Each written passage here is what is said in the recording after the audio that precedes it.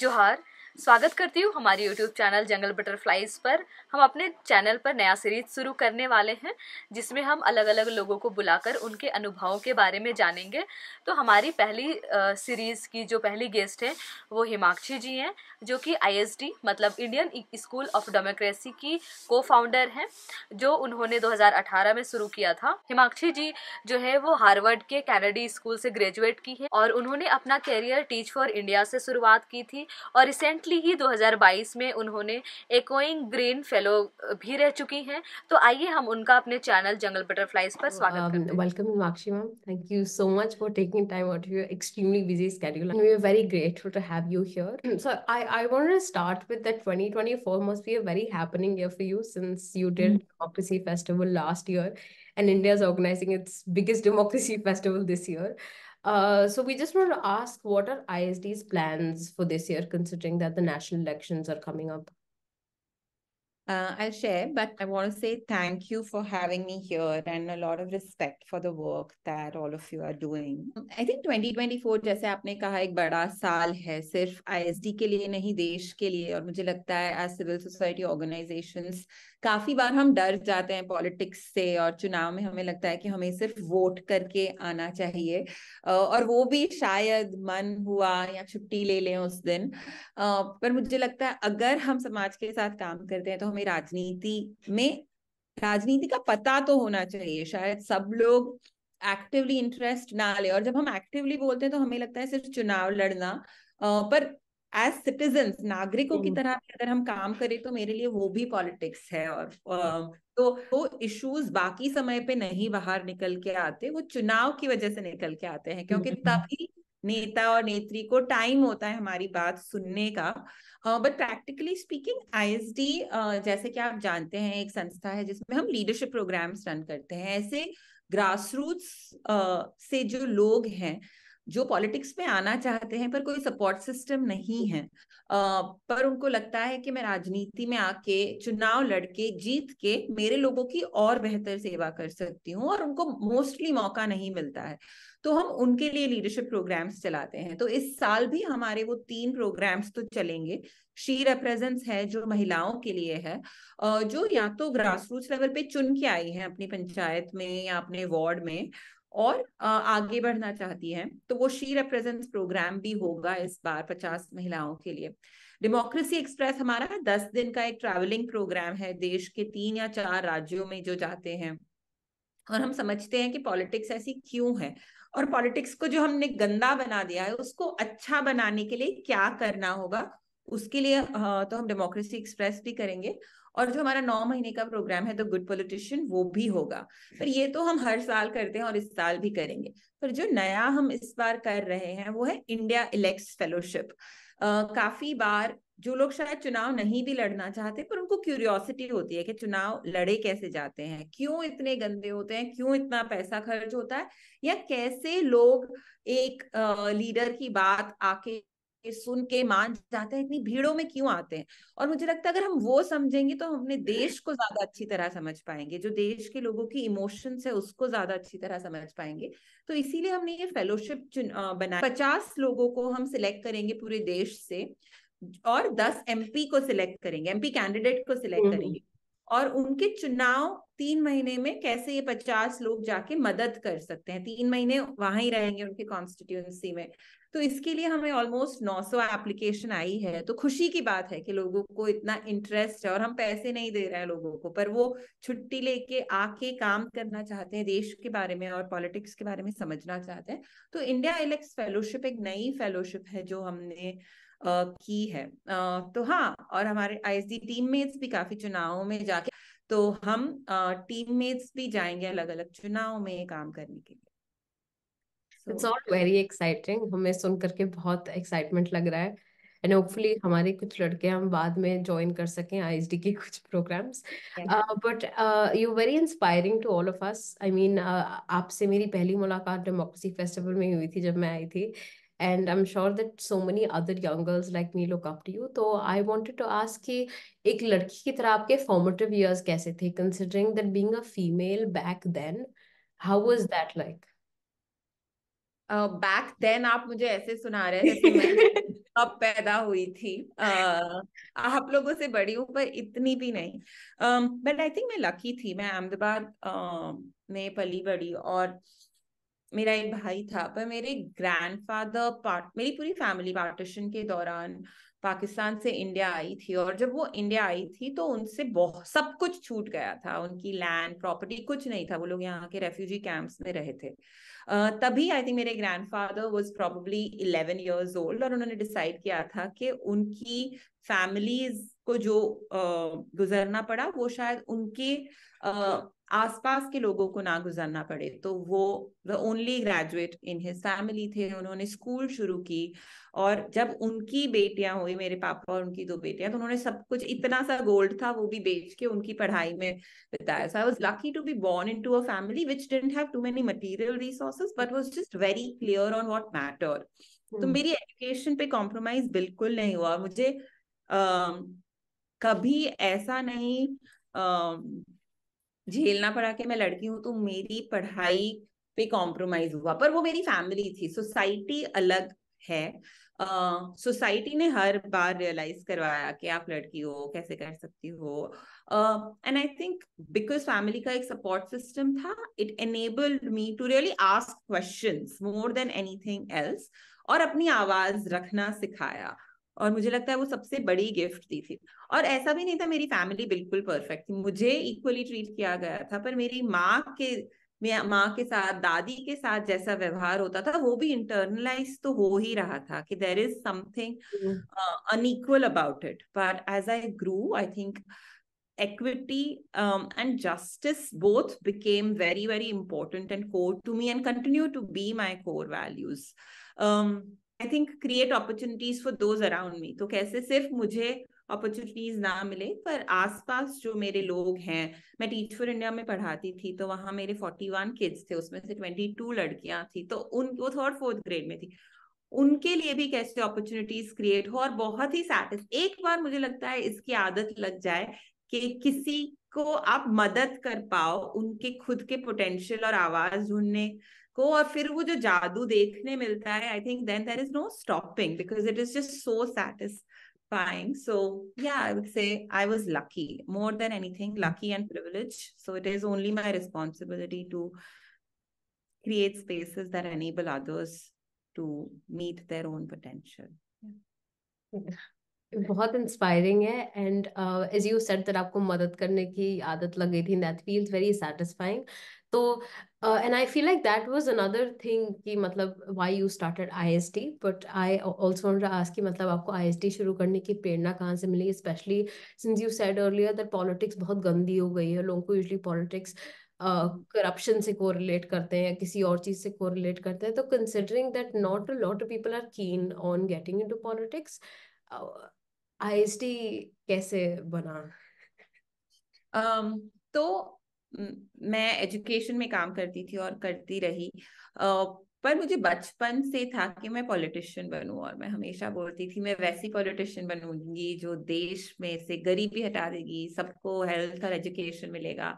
और मेरे पेरेंट्स को लगता था कि ये भूल जाएगी, क्योंकि इसके शौक हर साल बदलते रहते हैं, क्योंकि वो भी एक नॉर्मल मिडिल क्लास पेरेंट्स के जैसे नहीं चाहते थे कि मैं पॉलिटिक्स में आऊं, पर मेरे दिमाग में वो हमेशा था।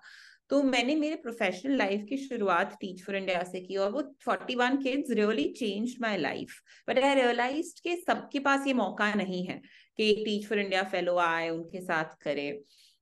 तो पॉलिसी लेवल पे क्या चेंजेस हो सकते हैं। तो मैं एजुकेशन में काम करती गई, राइट टू एजुकेशन पे काम किया 5-6 साल, और फिर मुझे रियलाइज हुआ डिसीजंस तो इवेंचुअली पॉलिटिशियंस लेते हैं, और पॉलिटिशियंस वो लोग हैं जिनको नहीं पड़ी है उनके, और अगर उनसे भी एम्पथाइज करें तो उनके टेबल पे हजारों फाइल्स पड़ी होती है, तो उनकी माइंड स्पेस नहीं होती है, बट डिसीजंस तो वहां से आते हैं। तो how do we have people who are really inspired to bring about a change in the country, वो एक थॉट था।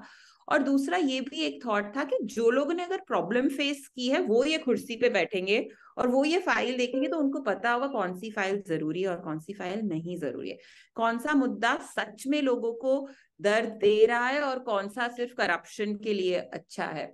तो वो एक आई थिंक थॉट था कि that how can the right people be in right decision making positions.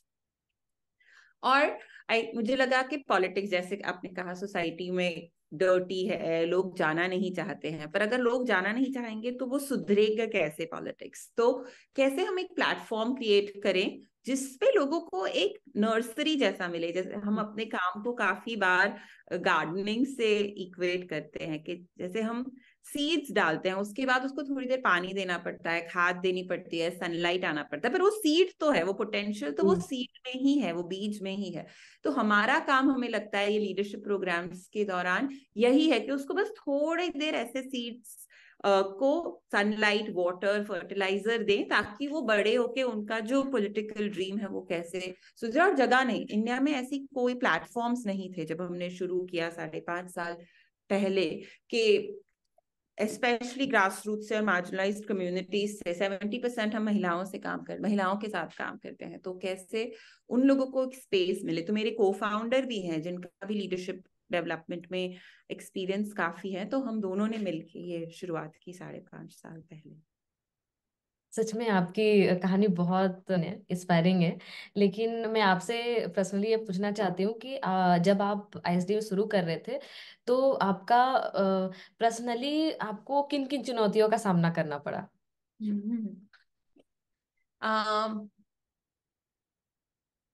I think यहाँ पे, जैसे मैंने कहा, दैट दो माई फैमिली डिडंट डिफरेंशिएट, बहुत बार ऐसा होता था कि मैं कोई रूम्स में जाती थी और पहले साल मैंने पूरे देश में घूम के देश की पॉलिटिक्स को, देश के यंग लोगों के साथ बात करके कि आप पॉलिटिक्स करना भी चाहते हैं, अगर करना चाहते हैं तो क्या मुश्किलें आती है। बहुत बार ऐसा होता था कि 100 लोगों के रूम में मैं अकेली महिला थी, और मैं यंग हूँ कंपैरेटिवली, जो एवरेज एज ऑफ पॉलिटिक्स है या इंटरेस्ट इन पॉलिटिक्स है। तो यंग लड़की को वो मानते ही नहीं थे कि मैं कुछ शुरू कर रही हूँ। तो वो आई थिंक पहले चैलेंज था और फिर अपॉर्चुनिटी भी था। फिर जब मैंने ये बाल कटा दिए तब तो और लोग सीरियसली ले ही नहीं सकते कि अच्छा, शहर से लड़की आई है, उसको अंग्रेजी बोलना आता है, इसको क्यों सीरियसली ले। मेरा जो को फाउंडर है वो है भी काफी लंबा, इसने ही किया होगा ये, उसके बहुत बार मुझे उसका असिस्टेंट बोला गया था फंडिंग मीटिंग्स में, और काफी बार था कि हाँ असिस्टेंट है, नोट्स लेंगी। तो वो पहले बहुत खटकता था, पर रियलाइज हुआ कि मेरे साथ अगर ये हो रहा है, जिसको सब एजुकेशन सपोर्ट है, मेरी लैंग्वेज अच्छी, मेरा सेल्फ कॉन्फिडेंस एक मीटिंग से नहीं खत्म होने वाला। पर हमारी जो सच्चाइयां हैं कि एफर्मेटिव एक्शन है, महिलाएं हैं, तो भी कैसे उनके साथ ही हो। तो मुझे लगा पहले चैलेंजिंग था, पर फिर मेरे लिए वो एनर्जाइज होने लगा। So I wouldn't just call it challenging, I would also call it जिद जो मेरी बन गई कि इसको चेंज करने की जरूरत है। I think the second challenge is funding. People want to fund gender work, people want to fund education, health, agriculture, and all for the right reasons, क्योंकि हमारे देश में ये सब अभी ठीक नहीं है।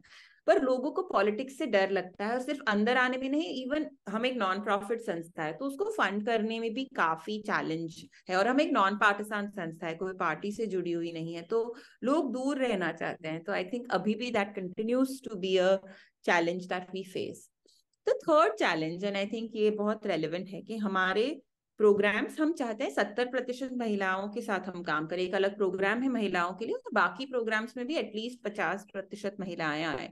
पर वो महिलाओं को ढूंढना मुश्किल है। हमारे पास एप्लीकेशंस बहुत आती हैं, पर वो मर्दों की काफी आती है। तो आई थिंक वो महिलाओं को ढूंढना जो सच में पॉलिटिक्स में आना चाहती हैं और फिर वो हमारे प्रोग्राम्स में आ पाए, वो continues to be a challenge, but we are determined to keep getting better at it. So I think ये 3 challenges है, और भी हैं, but these would be the 3 big challenges.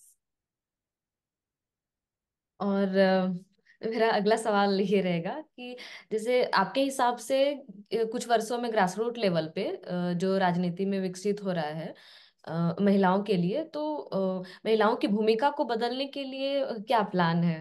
मेरा सवाल है। आईएसडी का, देश का, आप बताइए। आई थिंक जैसे मैंने कहा, हम कंटिन्यू करेंगे कि 70 एटलीस्ट हर प्रोग्राम में हम 50% महिलाओं को लाए, अलग प्रोग्राम करते रहे, और अभी तक हमारे प्रोग्राम में जरूरत है कि वो हमारे प्रोग्राम में, आई थिंक हम एक ये कोशिश करें कि अब हम देश के अलग अलग हिस्सों में जाके, क्योंकि महिलाओं के लिए शायद ट्रैवल करना मुश्किल है, तो वहां जाके कैसे प्रोग्राम्स करें और इसके बारे में बात करें। आई थिंक हर प्लेटफॉर्म पे आज भी मैं यहाँ इसीलिए हूँ क्योंकि मुझे पता है आपका भी कॉज वही है कि ज्यादा महिलाएं आए और डिसीजंस, तो आई थिंक ये एक एफर्ट हमेशा रहता है कि कैसे हम भी ये कॉज के बारे में बात करें, क्योंकि हम अकेले तो कुछ नहीं अचीव करने वाले, पार्टनर्स की जरूरत है। So how do we continue doing that is going to be our effort.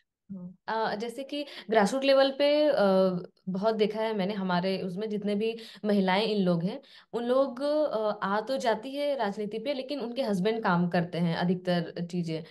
तो इस तरीके से, पर आपके आईएसडी में ऐसे है ग्रासरूट लेवल पे किस तरीके से करते, अगर ऐसे कुछ फेस मतलब देखने को मिलता है क्या आप लोगों को प्रॉब्लम ऐसा कुछ? हाँ बिल्कुल, आई थिंक हमारे काफी अलमनाए हैं जो चुन के इसीलिए आए हैं। एक तो रिजर्वेशन है, और मैं बहुत मानती हूँ रिजर्वेशन में, ये कंट्रोवर्शियल हो सकता है पर मुझे लगता है बेकार का कंट्रोवर्सी है। अगर हमारे समाज में इक्वालिटी नहीं है तो रिजर्वेशन की तो जरूरत है हमें। तो काफी महिलाएं आती हैं हमारे प्रोग्राम्स में भी जो चुन के तो रिजर्वेशन के लिए आ गई, पर हमारा सिलेक्शन प्रोसेस में हम ये देखते हैं कि क्या उनमें चाह है या नहीं, कि आ तो गई उसके बाद वो काम करना चाहती, अगर आती हैं और वो करना चाहती है तो फिर हम सपोर्ट बिल्कुल सब कुछ खोल के उनको सपोर्ट करते हैं। बट द रियलिटी रिमेन्स कि बस एक तो चाह हो, फिर अगर चाह की वजह से आ गई, but it's not always easy. हमारे जो ऑनलाइन सेशंस होते हैं उसमें परमिशन लेनी पड़ती है, 7 से 9 का हुआ तो खाना पहले बनाना होगा, और फिर जब 9 बजे खत्म होगा तो उसके बाद लोगों को खाना घर में खाना देना होगा, और वो सब छोटी छोटी चीजें जो कभी एक मेल रिप्रेजेंटेटिव को नहीं सोचनी पड़ती, वो सोचनी पड़ती हैं। और 60% of the women who come to our programmes are from rural India, but they are super women. I think आप लोग भी काम करते हैं, मतलब, और मैं सुपर वुमेन लाइटली नहीं यूज करती, और मुझे लगता भी नहीं कि हर महिला को इतना काम करना चाहिए। मुझे लगता है इक्वालिटी होनी चाहिए काम में भी, ताकि एक नॉर्मल लेवल का काम कोई भी इंसान को करना पड़े। बट जस्ट जो वो अंदर का जज्बा होता है, तो उनकी जिंदगी भले मुश्किल है पर वो जज्बा देख के बहुत ही ज्यादा इंस्पिरेशन मिलती है हमें। बट आरती जो आपने पूछा, I would not negate it. I think tokenism remains, permission remains, भले बाहर कितनी भी स्ट्रॉन्ग सरपंच बन जाए, घर पे बहुत सारी हमारी अलमनाएं हैं जिनको डोमेस्टिक अब्यूज फेस करना पड़ता है, जो डिसीजंस खुद के नहीं ले पाती, जो भले कमाती होंगी खुद पर फाइनेंशियल डिसीजंस नहीं ले पाती है, ट्रैवल नहीं कर पाती है। So I think those remain, but then what they get is power of community. जो उनको लगता है मैं अकेली हूँ, अब सडनली उनके पास 40 और महिलाएं भी हैं जो फेस करती है, तो उनको उससे ताकत आती है कि मैं कैसे आगे बढ़ पाऊं। बट या आई होप दैट। मेरा एक सवाल था, considering that we are talking a lot about gender, तो I wanted to ask you specifically कि मतलब what do you think gender की इम्पोर्टेंस है एंड इक्वालिटी की इम्पोर्टेंस है ग्रास रूट इनिशिएटिव्स में स्पेशली? आई थिंक इसके लिए मैं प्राक्षी मेरी टीममेट है, and she is also very staunch feminist. I would love for her to get started, and if there is anything I will add, but Okay, thank you. So I think the way I look at it is, I think I've been a feminist since I was like 12 or 13. So I can't look at my life without the gendered lens. And essentially, why is it important is, I think, because everything is gendered the way I look at it. It's not like a separate box, which is like women's issues, and that's like separate from everything else. But say you talk about education, talk about health, talk about climate, like thoda sa, if you do research, it'll be like education mein girls are dropping out of school because they don't have access to equal opportunities or the barriers at home. Health mein women's health is not taken as seriously. Women can't access healthcare, can't make decisions about their health. In case of climate crisis, more women are likely to suffer from climate crises or disasters, or water, sanitation, hygiene, toilets not being there. All of these are different issues, right? Different ministries handle it, but there is a gendered lens to the problem. is women suffer more or suffer disproportionately. So I think whatever else work we are doing, grassroots initiatives, it can be about any of these other subject areas, but it's essential to have a gendered lens, to have that sensitivity, to understand that women are like the disproportionate sort of receiver of the consequences. So each of our initiatives, each of our programs, community organizations should have a gendered lens in whatever they are doing. Yeah. Yeah, you talked about coming together. So again, coming back to my point that मतलब India इतना बड़ा देश है, तो how do you ensure that मतलब the whole country is covered? मतलब do you partner with other organizations or do you do it by yourself? I think this is a work in progress. हमने partnerships की कोशिश की है, कुछ successful partnerships है. जैसे मैंने थर्ड चैलेंज बताई थी कि महिलाओं को लाना मुश्किल है, तो हम उसके लिए पार्टनर करते हैं संस्थाओं के साथ कि क्या आपके पास ऐसी महिलाएं हैं जो एक्टिव है पॉलिटिक्स में, ग्रास रूट्स पे, सिविल सोसाइटी में, तो उनको भेजिए. So that way we have partners across organizations. We are trying to partner with media organizations, some outreach organizations, so that the word spreads. Because social media is not enough for the kind of work we are doing. We need to reach multiple channels. So I think वो definitely partnership है. Knowledge partnerships भी हमारी काफी हैं, जिनसे हमें लगता है अगर किसी और ने गवर्नेंस कैसे किया है, वो संस्थाएं बहुत है कि कैसे स्कीम्स लागू करनी है, वो क्यों ना ही वो हमारी एक्सपर्टीज है, ना ही हमें अच्छी तरह से आता है, और ना ही हमें करना चाहिए क्योंकि किसी ने किया है. So we do have knowledge partners जो आके हमारे साथ सेशंस इम्प्लीमेंट करते हैं हमारे प्रोग्राम्स में, हमें सिखाते हैं ताकि हम हमारे प्रोग्राम्स में सिखा पाए. So I think we have good knowledge partners. We are working on outreach, and media partners हमारी बहुत कमजोर हैं, तो अगर आप हमें हेल्प कर सकें तो वी वुड लव दैट. हमने कुछ लंबे क्वेश्चन भी अपने साइड से तैयारी किए हैं जो कि हमारे लिए जानना बहुत ज्यादा जरूरी है. तो मेरा नेक्स्ट सवाल है कि आपके अनुभव से आपको क्या लगता है कि जो जेंडर ग्रास रूट इनिशिएटिव में मतलब आईएसडी क्या भूमिका निभाता है, और आईएसडी महिलाओं का जो राजनीति में जो प्रतिनिधित्व है उसको बढ़ाने के लिए आईएसडी क्या काम करता है? हम सिर्फ स्किल पे नहीं फोकस करते. अगर पूरी जिंदगी ऐसे में रही है जहां हमें बोला गया है कि आप कम हो, आप कम हो, आप कम हो, तो हमें कॉन्फिडेंस पे और अपने साथ का जो महिलाओं का ये सबका रिश्ता होता है उस पे भी हम काफी काम करते हैं. उसको हम इनर वर्क कहते हैं, क्योंकि जब तक हमारा रिश्ता खुद के साथ ठीक नहीं होगा हम बाहर बहुत कम काम कर पाएंगे. And we realise that with women even more, कि समाज ने इतने कट्स कर दिए हैं अंदर कि उसको हील करने की बहुत जरूरत है. तो हम कोशिश करते हैं healing and loving spaces create करें. क्योंकि मैं आपको एग्जांपल दूंगी, हमारे शी रेप्रेजेंट्स प्रोग्राम था, उसमें हम लास्ट डे पे टी शर्ट देते हैं, और हमारे लिए बहुत नॉर्मल हो गया है कि हम टी शर्ट देते हैं. और एक दीदी ने पहना, वो इन हर 50s थी, उन्होंने पहना और वो आके बहुत खुश थी. मैंने बोला आप इतने खुश क्यों? बोला आपने मुझे लड़की वाली फील वापस दिलवा दी. 25 साल से मैं भूल गई थी कि लड़की होना क्या है, बस एक टी शर्ट पहन. अभी ये कोई, हम उनकी शायद पॉलिटिक्स डायरेक्टली नहीं सुधरेगी, पर उनको जो खुद पे खुद को देखने का एक अलग नजरिया है. हम लाफिंग मॉर्निंग एक्सरसाइजेस करते हैं, उसमें लाफिंग एक्सरसाइजेस कर रहे थे, और एक दीदी बहुत हंसी और फिर बोला आई थिंक मैं मेरी शादी के बाद, जो उनकी 20-22 साल पहले शादी हुई थी, पहली बार इतना खोल के हंस रही हूँ. तो आई थिंक ये सब जो चीजें हैं उसका यही पर्पस है कि वो खुद को देखे, ना एक बहू, ना ही एक माँ, ना ही एक इवन सरपंच की तरह, पर एक इंसान, और एक बहुत स्ट्रॉन्ग इंसान और औरत की तरह. तो आई थिंक वो हमारी काफी कोशिश रहती है. मेरा और सवाल जो है नेक्स्ट, ये थोड़ा लंबा है, लेकिन मैं ये आपसे पूछना चाहूंगी कि भारत सरकार ने संसद में महिलाओं के लिए 33% आरक्षण का बिल हाल ही में पास किया है. यह एक लंबे समय से प्रतीक्षित और उसको शुरुआत का कदम है, लेकिन आपको क्या लगता है कि यह कैसे शेप लेगा, और इसकी सफलता के लिए अभी और कौन से कदम लेने बाकी हैं आप लोग के लिए? So I think the Women's Reservation Act is, of course, quite a watershed moment.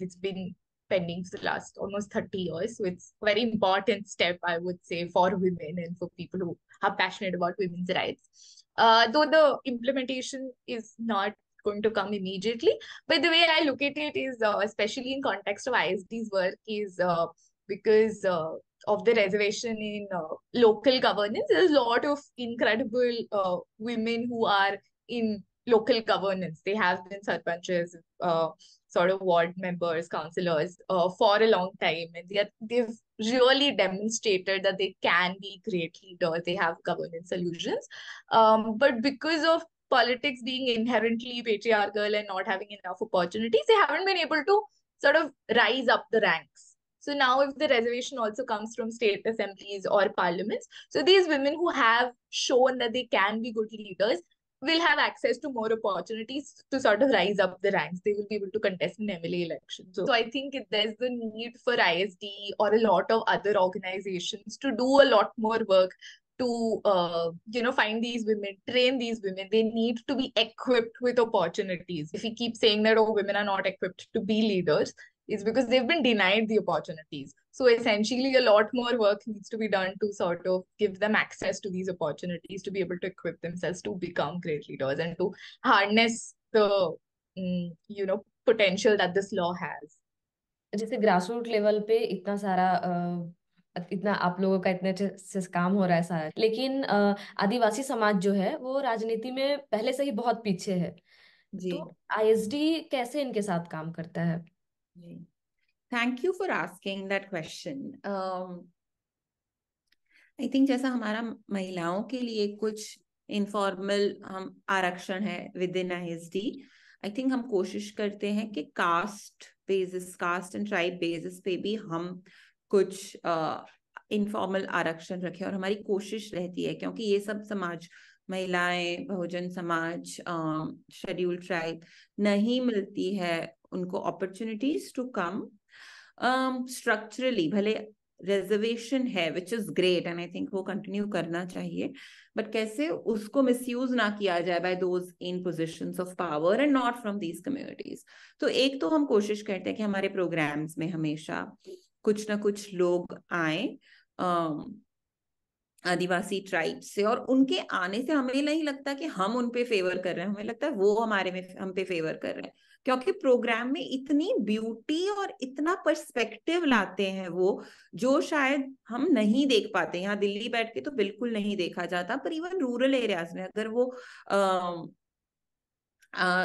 Exposure नहीं है तो बहुत मुश्किल है समझना the beauty of life that Adivasi communities have.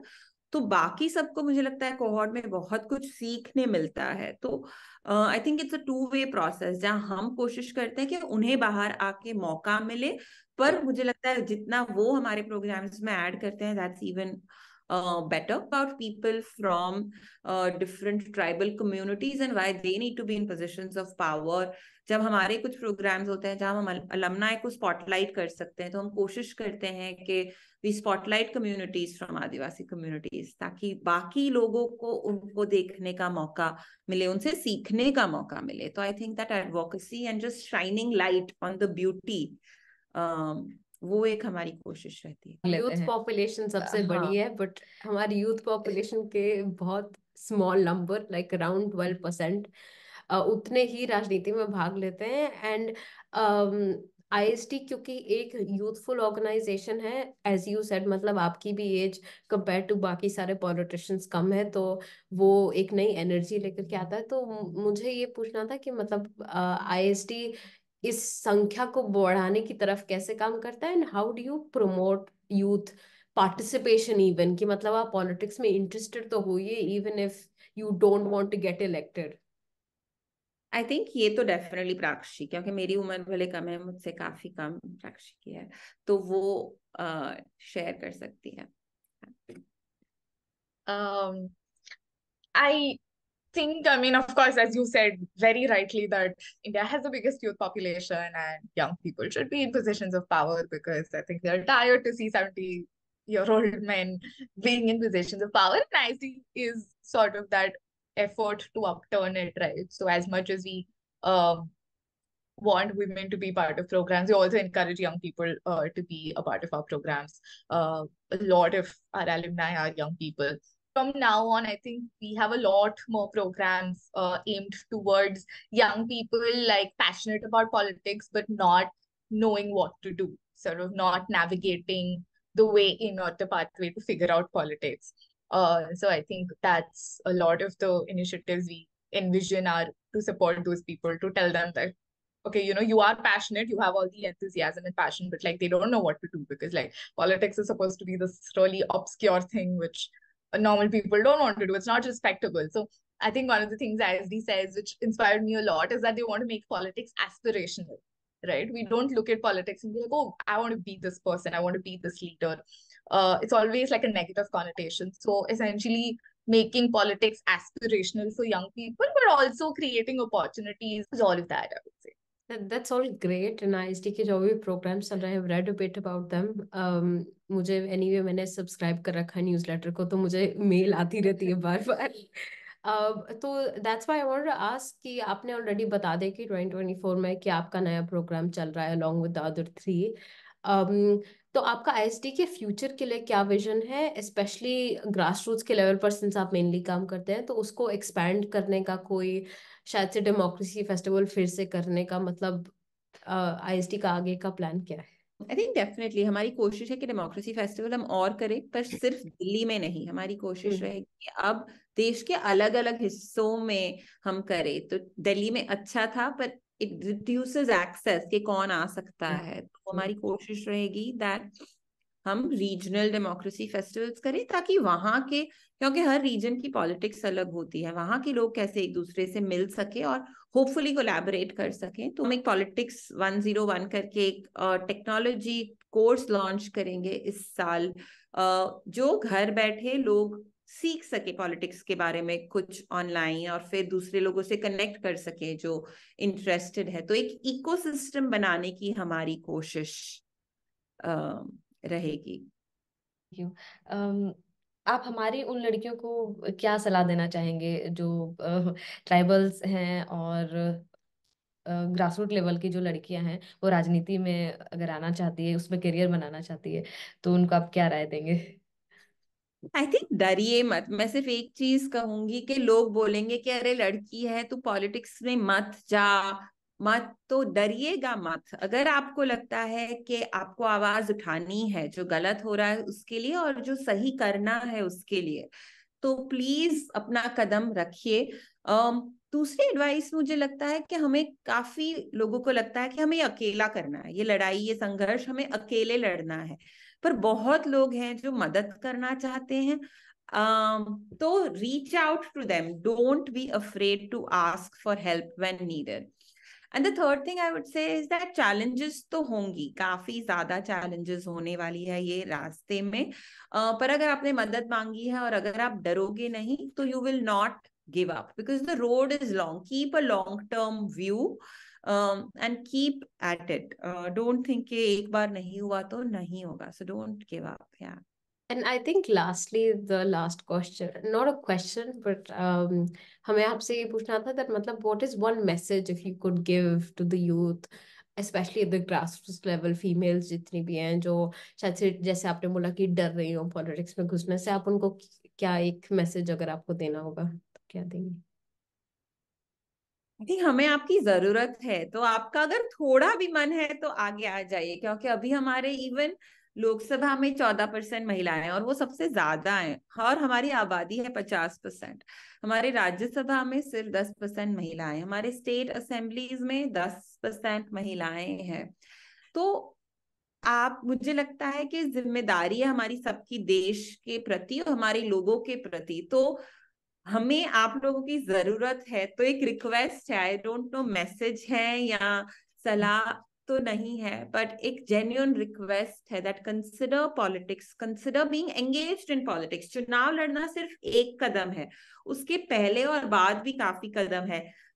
Meetings में जाना, समझना कि पंचायत या काउंसिल्स कैसे चलती हैं, यूट्यूब देखना, तो वो जेंडर स्टीरियोटाइप्स ब्रेक करके हमारे देश के पॉलिटिक्स में एंगेज करें, देश के समाज से एंगेज करें। क्योंकि जब तक हम नहीं एंगेज करेंगे, जब तक आप नहीं एंगेज करेंगे, जो लोग चला रहे हैं बूढ़े मर्द, वो लोग ही चलाते रहेंगे। तो मुझे लगता है हमें आके मिलके इसको बदलने की जरूरत है। तो प्लीज आइए और हम सब इसको साथ में मिलके चेंज कर सकते हैं, इक्वल बना सकते हैं।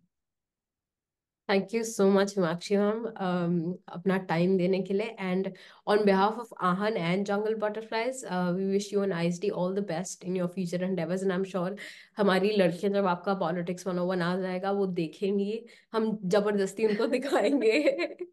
आई होप जबरदस्ती ना करनी पड़े और उनको खुद को उनको इंटरेस्ट खुद बहुत क्यूरियोसिटी है, इसलिए मैंने स्पेसिफिकली आपको बुलाया था, क्योंकि सब लोगों को था कुछ, मैंने उनको आपके बारे में बताया था and then they were like कि ओ ये बहुत इंस्पायरिंग है, मैं इनकी कहानी सुननी है। तो बहुत सारे लोग हैं इंक्लूडिंग मी एज वेल कि जिनको पॉलिटिक्स में जाने का मन है, लेकिन अगेन जैसे यू सेड, डर है, रिसोर्सेज नहीं है, सोसाइटल इतने स्ट्रगल्स हैं कि उनको समझ में नहीं आता कि क्या करें। तो अभी तो वो छोटे हैं, but when they come of age definitely आपको आगे आने वाले सालों में आहन फाउंडेशन से भी बहुत एप्लीकेशंस आने वाली हैं अपने अपने प्रोग्राम्स के लिए। And as you said that मतलब, and from Aahan we wanted to say that we can, if we can be of any help in terms of increasing any tribal female representation or grassroots female representation, or if you want to host something in Jharkhand, then providing that local logistical perspective or help, then we'll be more than happy to help in any way that we can. Because हमारे लिए भी एक cause है जिसमें हम बहुत believe करते हैं, बिकॉज हम भी मतलब हमें चाहिए कि हमारी लड़कियां वो ट्रेडिशनल लॉयर इंजीनियर वाला वो तोड़ करके मतलब पॉलिटिक्स में जाएं, कोई राइटर बने कोई। एंड हमारी हैं बहुत सारी लड़कियां जिनको पॉलिटिक्स में बहुत इंटरेस्ट है, तो विड बी वेरी हैप्पी अगर कुछ भी ऐसा होता है तो just let us know and will be very happy to help you. Thank you so much. Well, thank you both of you for joining this call and taking out your busy time. उम्मीद करती हूँ आपको यह video पसंद आया होगा, और कोई भी दर्शक अगर राजनीति में आना चाहते हैं, राजनीति को सीखना चाहते हैं, तो प्लीज़ हमें कमेंट करके बताइए। और अगर आपको ये वीडियो पसंद आया तो शेयर करिए, लाइक करिए, सब्सक्राइब करिए। धन्यवाद।